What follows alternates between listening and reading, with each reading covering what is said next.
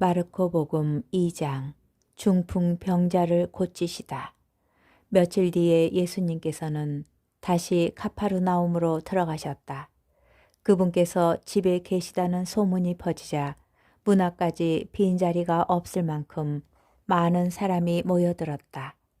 예수님께서는 그들에게 복음 말씀을 전하셨다. 그때 사람들이 어떤 중풍병자를 그분께 데리고 왔다. 그 병자는 4사람이 들것에 들고 있었는데 군중 때문에 그분께 가까이 데려갈 수가 없었다.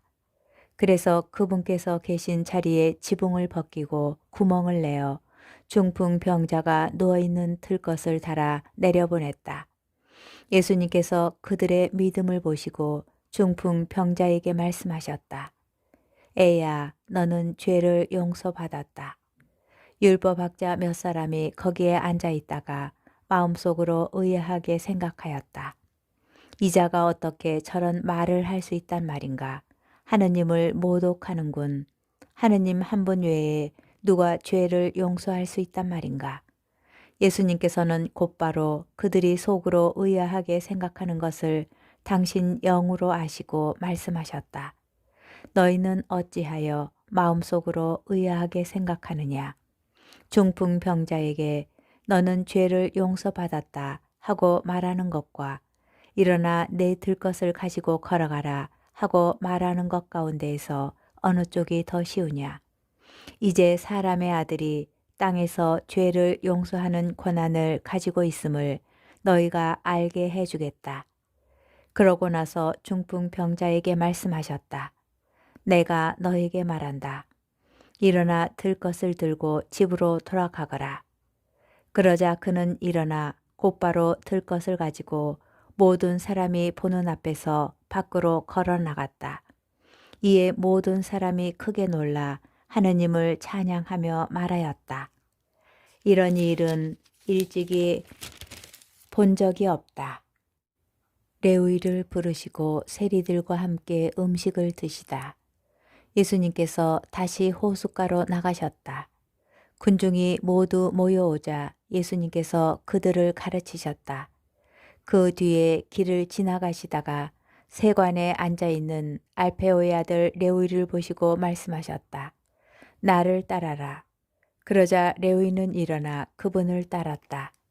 예수님께서 그의 집에서 음식을 잡수시게 되었는데 많은 세리와 죄인도 예수님과 그분의 제자들과 자리를 함께 하였다. 이런 이들이 예수님을 많이 따르고 있었기 때문이다. 바리사이파 율법 학자들은 예수님께서 죄인과 세리들과 함께 음식을 잡수시는 것을 보고 그분의 제자들에게 말하였다. 저 사람은 어째서 세리와 죄인들과 함께 음식을 먹는 것이요? 예수님께서 이 말을 들으시고 그들에게 말씀하셨다. 건강한 이들에게는 의사가 필요하지 않으나 병든 이들에게는 필요하다. 나는 의인이 아니라 죄인을 부르러 왔다. 단식 논쟁, 새 것과 헌 것. 요한의 제자들과 바리사이들이 단식하고 있었다. 사람들이 예수님께 와서 요한의 제자들과 바리사이의 제자들은 단식하는데 선생님의 제자들은 어찌하여 단식하지 않습니까? 하고 물었다. 예수님께서 그들에게 이르셨다.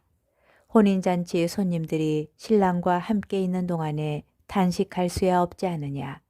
신랑이 함께 있는 동안에는 단식할 수 없다. 그러나 그들이 신랑을 빼앗길 날이 올 것이다.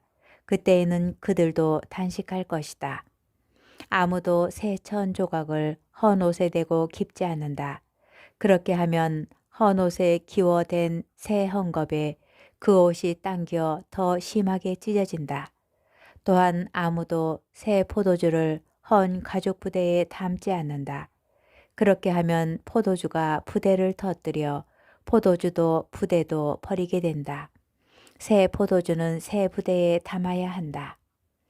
제자들이 안식일에 밀 이삭을 뜯다. 예수님께서 안식일에 밀밭 사이를 질러 가시게 되었다.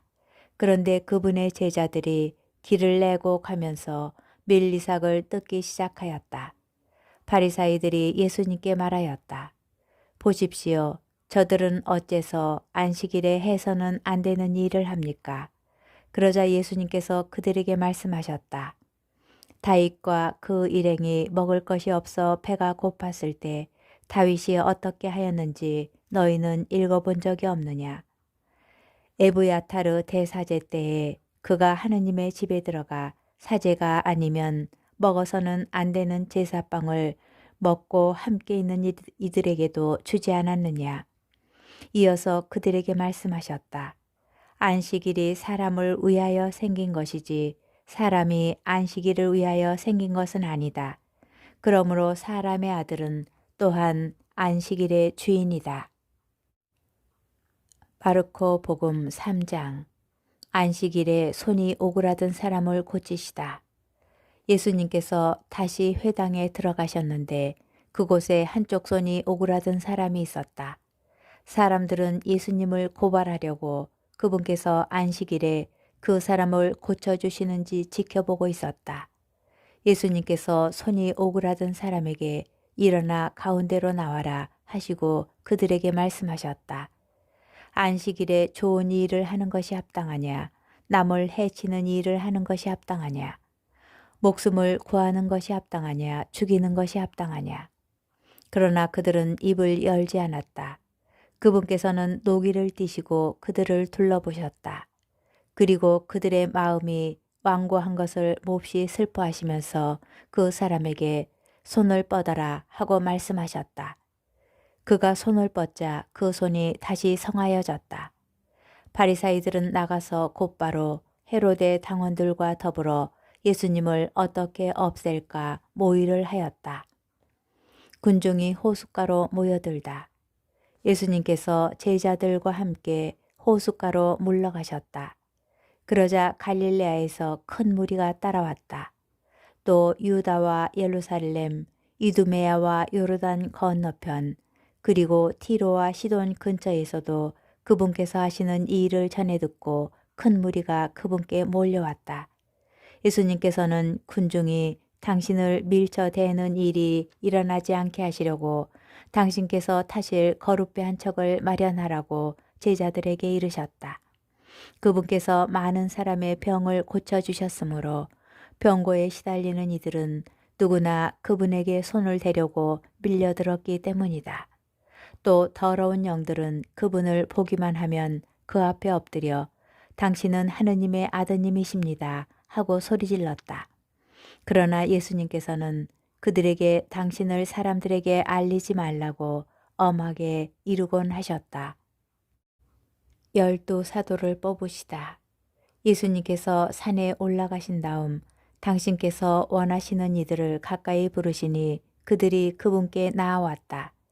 그분께서는 12를 세우시고 그들을 사도라 이름하셨다. 그들을 당신과 함께 지내게 하시고 그들을 파견하시어 복음을 선포하게 하시며 마귀들을 쫓아내는 권한을 가지게 하시려는 것이었다.